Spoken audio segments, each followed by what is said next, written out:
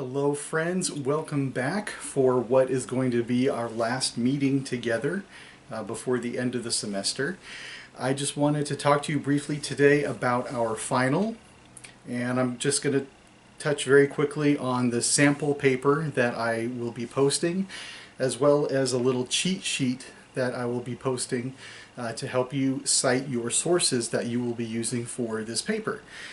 So I just wanted to meet with you one last time to go over the instructions, make sure that they're clear enough, and give you some last bits of advice and guidance before you tackle your final.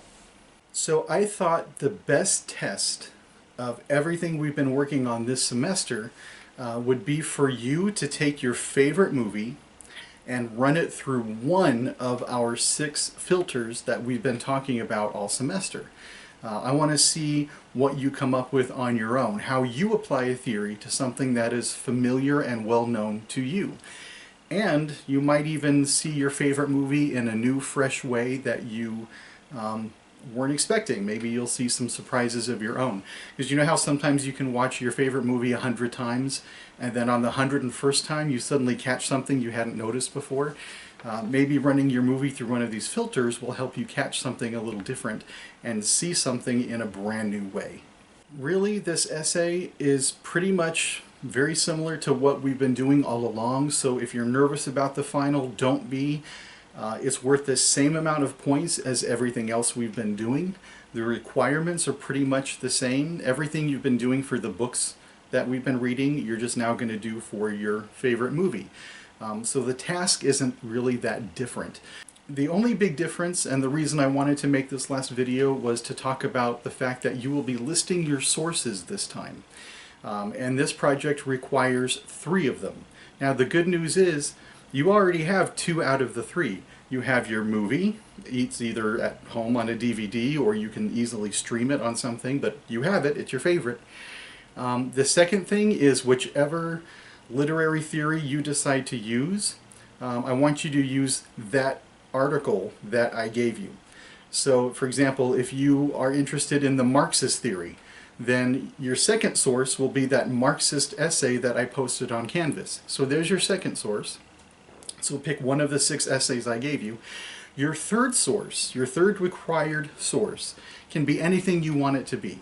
So you can go and find an article about your movie, you can find an article about the theory, whatever you want. You have complete freedom over that third source. But I am requiring 3 sources. Those are the 3 that I'm going to be looking for on your paper. In the future, you might have professors who will require more sources of you. That's fine. I'm going to show you how to list your sources no matter what they are. So we're just starting with 3. You can always use more than 3 if you want, but I'm only requiring the 3 just so you have some practice in doing this. And speaking of practice, the first thing I think we'll touch on will be the sample final that I'm going to be posting on Canvas. It's called Trick or Treat. That's right, you are going to have a sample final, so you will know exactly what yours should look like before you turn it in. This is your last chance to put your best foot forward, and so I want to make sure you have all the sources you could possibly need to do the best job that you can. And one of those is to see a really good sample of a finished product. And what this student decided to write about was the original Halloween from 1978. That was his topic. And his treatment was he wanted to run it through the feminist filter, and he came up with 3 talking points. So that was his thesis. He's going to watch Halloween through a feminist filter, and here were the 3 arguments that he came up with. I'm not going to read the essay. You can read that on your own. I'm not even going to go into great detail about this because it's right in front of you. But what I am going to put on the board behind me, I'm going to show you a skeleton of this essay. I'm going to work backwards and show you how he built his skeleton and put the meat on it, just because for some of you it's helpful to kind of see how the magician does his tricks. So let me throw that up here right behind me. Alright, so even if you haven't read the essay yet, that's fine. I just wanted to show you the outline that this writer most likely started with. And you can freeze the screen if you need to, take a picture of it, or pause it and write down notes, whatever you want. I just wanted to give you an additional tool and show you everything I possibly can to help you shape your argument. So some of you might outline, some of you might not, that's fine. But I'm just going to go over this fairly quickly just so you can see what he did. Obviously, his intro, he's got his hook where he talks about Halloween night in a small town. His context is there. He gives you the name of the movie, the director. He also gives you the year, because in this case, Halloween is one of a long line of movies in the franchise, including a few remakes. So he makes sure that you know he's talking about the 1978, the original classic. And for his theory, he's telling you that he's running it through a feminist filter. And I sort of simplified his argument here a little bit. And he's going to talk about negative male stereotypes, negative female stereotypes, and he's going to talk about the hero's gender. So that's what he's going to say by running his movie through this filter. So by the end of your first paragraph, you should be giving me that same kind of information. That's the roadmap for me. His second paragraph, this is I called it a bonus paragraph. You can do this or not, it's totally up to you. But he decided to throw in just a mini brief paragraph here that briefly summarizes the plot and characters of the movie.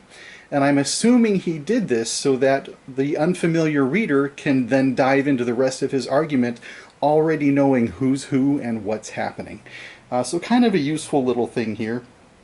He could have also used this bonus paragraph if he wanted to define and explain the feminist theory for an unfamiliar reader and then launch into his argument. I mean, whatever he wanted to do, but this works just fine if you want to do something similar. If you don't want to, then you can just do what you've been doing all along and just using your body paragraphs to balance summary with argument. And then by paragraph 3, he's now jumping into his argument. So paragraph 3 is about male negative stereotypes, where he says that the movie shows us men are heroes, that they're violent, and that they seem to dominate. His next body paragraph is about negative female stereotypes, where he argues that women are shown as reckless and irresponsible, that female sexuality in the movie equals certain death, and that women come off as sort of helpless. His final body paragraph is about the hero, Laurie Strode, the babysitter, and her gender. And this is my favorite paragraph of his essay. I think this is really clever. He argues that Laurie has male traits, being smart and resourceful and thinks fast on her feet, which are generally stereotypically attributed to men. She has a male nickname. Back in the 70s, Laurie was considered a nickname for Lawrence, and so audiences back then would have heard Laurie as a male nickname. He also mentions that the female lacks sexuality. The main final girl is usually the one who's not obsessed with boys. She doesn't have sex. She doesn't seem to have any interest in that because she's smarter than her friends. Which all sort of leads up to his final point in that paragraph, that the more we identify with the female remaining character as a male, the more we can see her as a hero. We don't see her as a sex object. We see her as the one we connect with who's going to fight the bad guy, because most members of the horror audience are boys. And so it's important that the hero not be seen as a sex object, but someone more like the boys can relate to. Which all ties into his concluding paragraph that Halloween looks like a modern progressive movie, but feminist theory really shows us that it's nothing more than a bunch of reinforced stereotypes. So that's his entire argument, that's his essay in a nutshell, and he takes this outline and turns it into the sample that you will be seeing. So keep that sample handy. It was an A paper and a great example of what I'm looking for. One other thing I would like to point out in this essay is you will notice there are no I statements.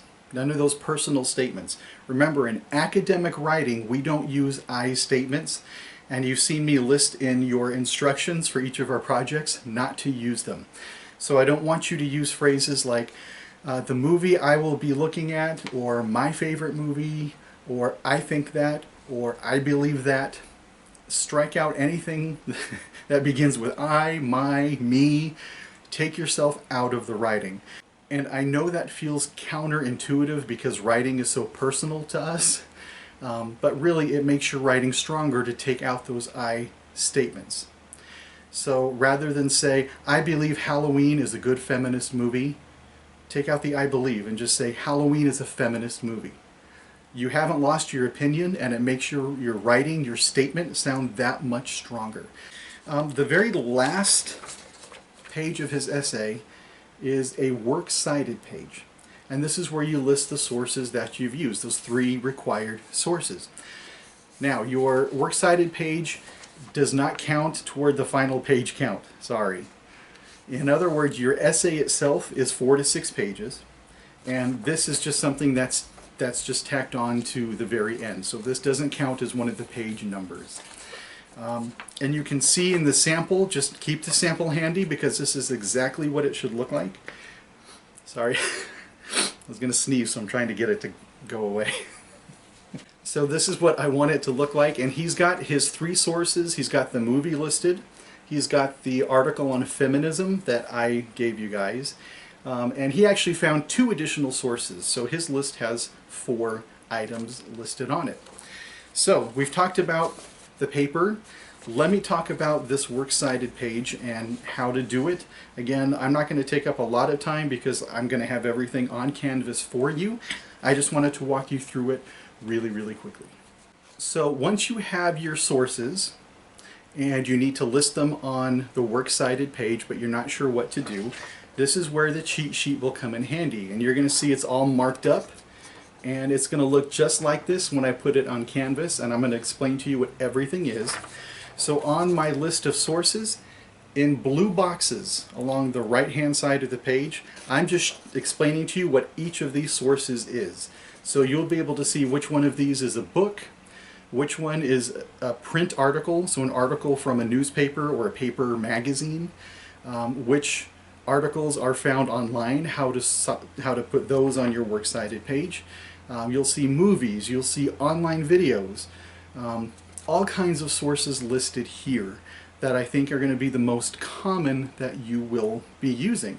So in blue, I've listed what the type of each source, what each one is.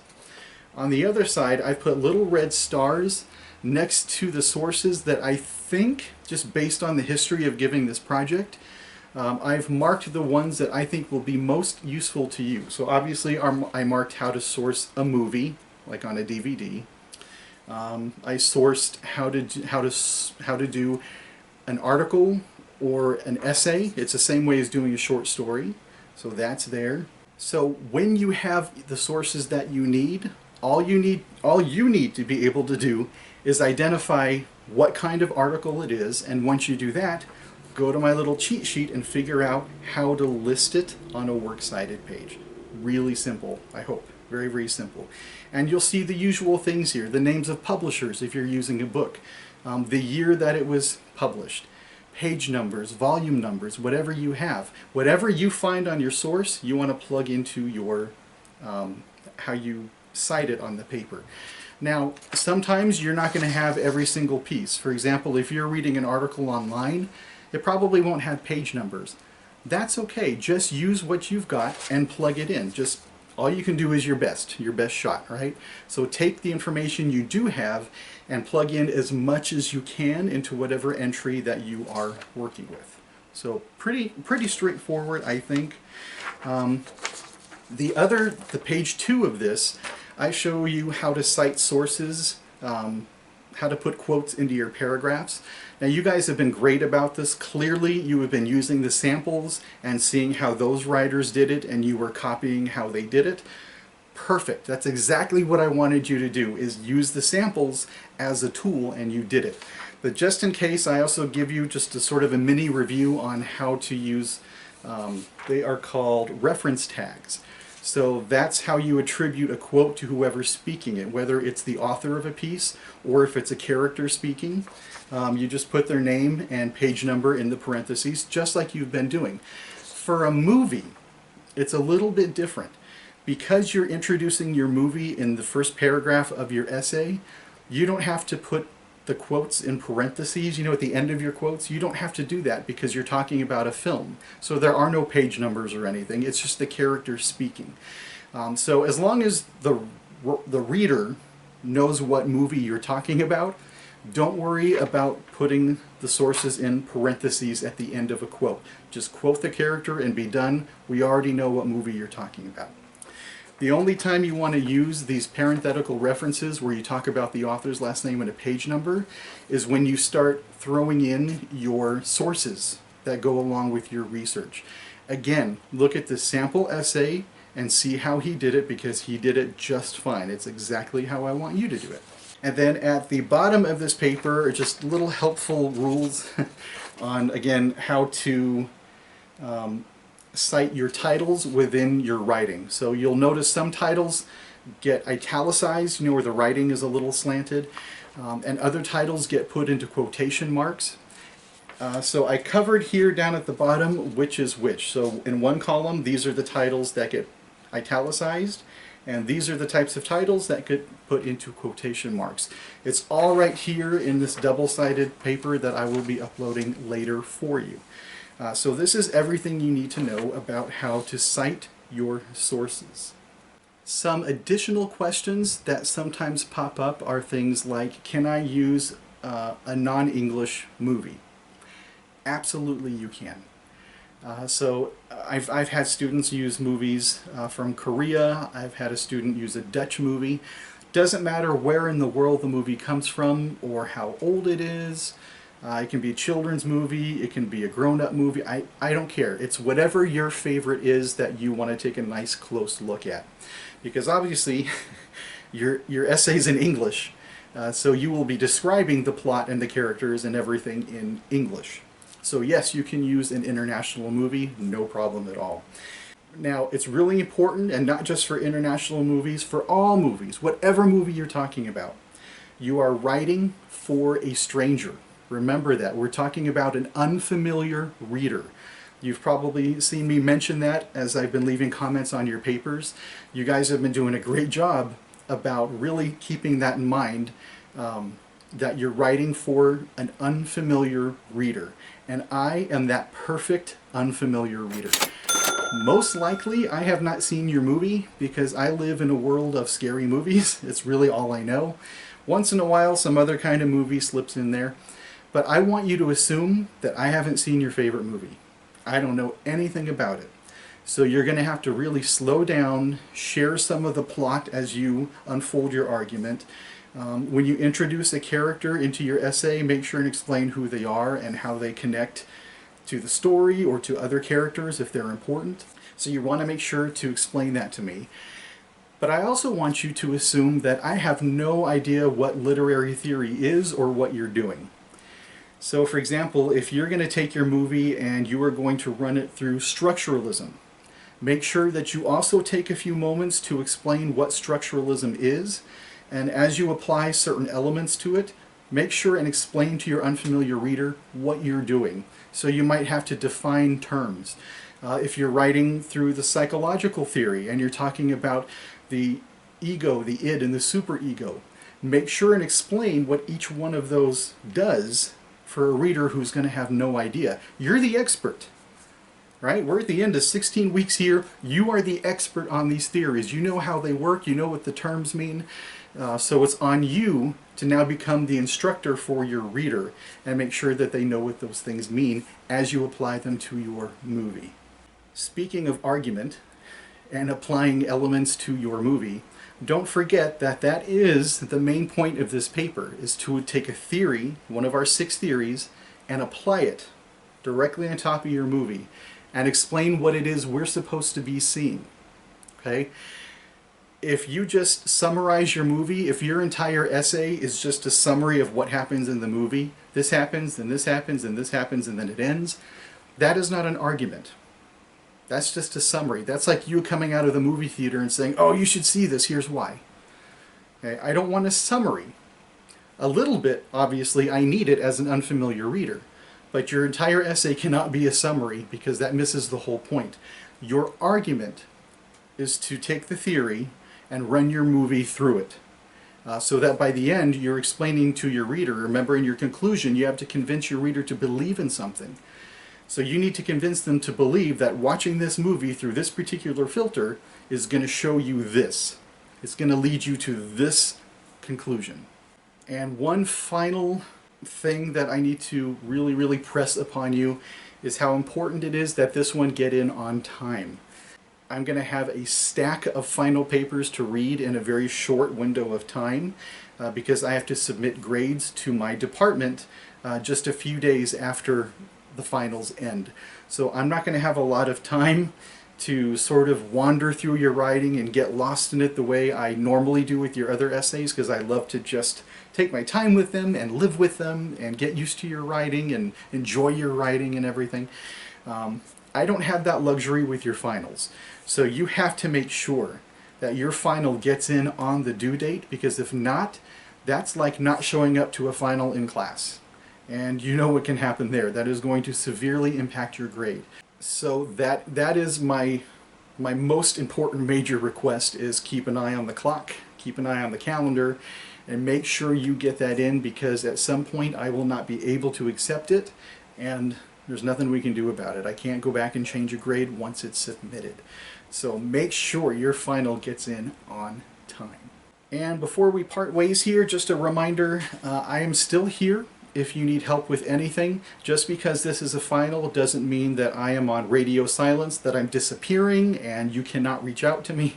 I'm still here to help you if you need it. If you get stuck on the MLA part, how to list your sources, whatever the case might be, I'm still here to help you, guide you. If you get stuck and frustrated, let me know and I'll cheer you on. I will drag you across that finish line if I need to. The only question I will not answer, and I've had students do this the week of the final, is they'll write to me and say, "What should I write? I don't know what to write." I can't tell you that. Can't tell you that, friends. We're in week 16. You should pretty much know by now, when you sit down to face that blank paper, what it is you're going to be saying. I can't tell you what to say or write about. That's on you. I can help you with the details that follow, but you need to come with me with ideas that you need help shaping if you have questions along those lines. But I'm here for you. I will get back to you as quickly as I can, because I know you're working under some tight time constraints here. I know you've got other finals you're working on, other tests you have to study for. So I hope this one doesn't stress you out too much. I want you to enjoy it. I want you to have fun with whatever theory you're working with. Obviously, you're talking about your favorite movie, which you're an expert on, so you're on your home turf here. I just want to see how you take these ideas and put them all together into a sound, solid argument for me. And again, I am the stranger. I am that unfamiliar reader who's going to be reading your work, so bring me into your world. You're the expert. You teach me. Alright friends, that is really it for today. Pretty simple stuff because the sources are there online. I just wanted to go over them very briefly, just to kind of point out the little details there, but everything's right there in front of you. And again, if something wasn't clear enough, if you have a question about anything, reach out and let me know. But otherwise, best of luck on your final. You're going to do great. You're going to kill it. I know it. I've been impressed with everything so far. You're going to be fine. Take a deep breath, and more than anything, just try and enjoy this. Just try and have fun with it. We're in your area now. You know what to do. So I will see you very soon. Good luck and take care. Stay safe, stay healthy, and I will talk to you later. Bye.